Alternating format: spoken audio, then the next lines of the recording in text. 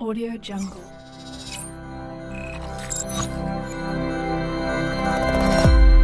Audio Jungle.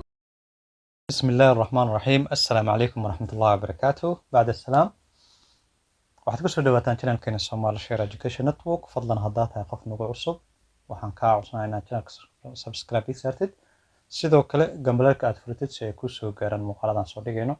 Videogan waxaan ku qaadanaynaa qaabka loo soo saaro in dhammaan baasaboorada ku save gareysan in device-kaaga hadduu yahay computer ama mobile-ba.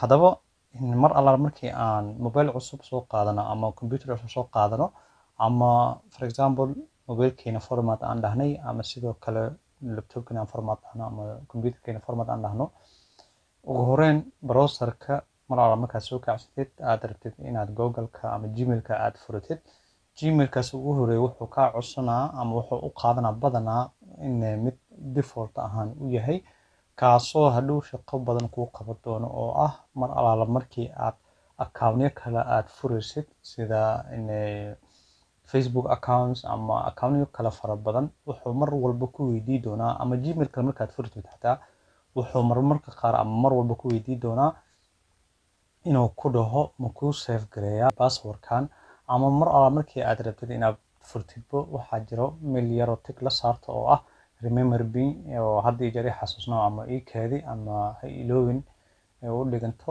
taasoo ka micno ah baasaboorkeygii magaca meesha aan ku qoray haddii jeer waa inuu meeshaas available ku ahaadaan. So mar alla markii aad arrintaas sameynaysid automatically shaqadaas waxaa kuu qabanaa gmailka defaultiga aad ku save gareysay meesha ku yaalo. Marka haddaba si aad u soo saartid baasabooradaas yani waagii hore dhan lagu save gareeyay gmailkaas adiga aad defaultiga aad ka dhigtay allaala wuxuu save gareeyay xataa hana qato baasaboor adiga aad meesha ku gashatay ama qof aad asxaabtaada meesha mar ay ku furteen, almuhim baasaboor walbo remember me la dhahay ama save me la dhahay meesha kugu keediyay ayaa maanta rabaa inaan kula wadaago. Dabcan ugu horreyn waxaan soo kicinaynaa browserkeena. Haddaba mar alla markii uu noo soo kacay browserkeena qaybtan sare waxaad ka arkaysaa sawir yar ii saaran. Sawirkaas markaan dul taagan waxaa ku qoran Maxamed, kaasoo ka micno ah gmailkan oo sawirkaas gaariga saaran wuxuu shaqadiisa tahay mar walbo aan rabo inaan account aan furo website accountkiisa ama wax walba aan dhaho save markaan dhahayo automatically inuu iga qabto. Haddeertan halkan haddii aan click gareyno saan arkayno meeshan waxaa ka arkaysaa gmailkan la yiraahdo sourcing in uu noo keedinayo baasaboorradeena iyo waxyaalo kale. Haddaba halkan markii aan click gareyno saan arkayno in profile lines ayaa ku qoran, wuxuuna ka dhigan yahay waa page-ka koowaad ama gmailka koowaad oo browserkeena noo qaabilsan yahay.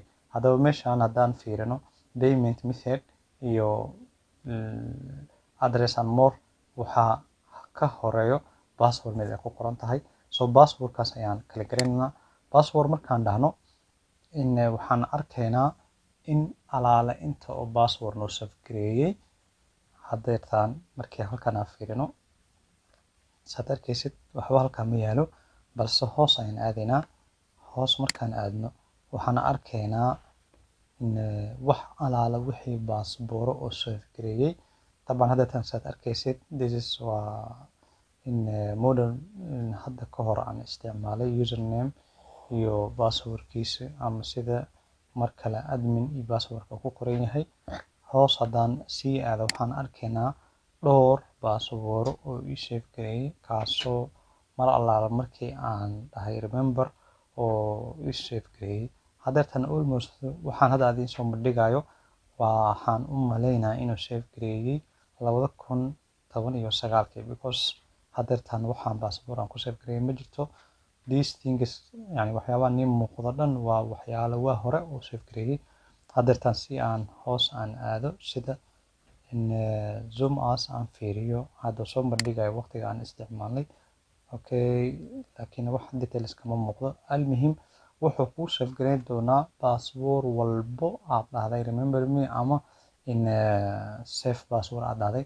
Sidoo kale waxaad ogaataa yani ujeedkeeda kama dhigno kaliya in oo waqti xaadirkaas oo meesha kaliya uu ku furan yahay inuu kuu save gareynayo device walba uu ku furan yahay misna oo profile-ka ama aan dhahno device walba ama computer walba uu ka furan yahay Gmail-kan wuxuu awood u leeyahay baasaboorradan in ay u soo bandhigo inta laga save gareeyay. In case xataa haddii aad device-yadan aad tirtirtid, for example, oo mustaqbalka ama sanado kadib aad isku dayid inaad Gmail-kan aad isticmaashid, haddii aad dhahdid waxaad ii soo bandhigtaa baasaboorrada ii save gareeyay, halkan ayay kugu save gareysmayaan weligooda wayna kuu soo bandhigmayaan. Haddii aadan rabin in aadan save gareynin qaar ka mid ah baasaboorradan, for example, Gmail aadan lahayn ama waxyaabo aan lahayn aad ku aragtay, in case maadaama waxa aadan lahayn uu yahay, click ayaad leedahay. Click markaad dhahdid kadibna delete ayaad dhahaysaa, halkan ka saar.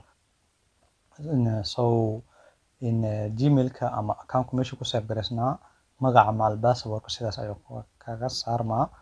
Videogiina halkan ayuu ka egyahay. Waadna ku mahadsantahay daawashadaada. Ha naga hilmaamin muuqaalkan inaad like saartid. Inta aan muuqaalka xiga aan ku kulmayna waxaan idin leeyahay asalaamu calaykum waraxmatullaahi wabarakaatuh.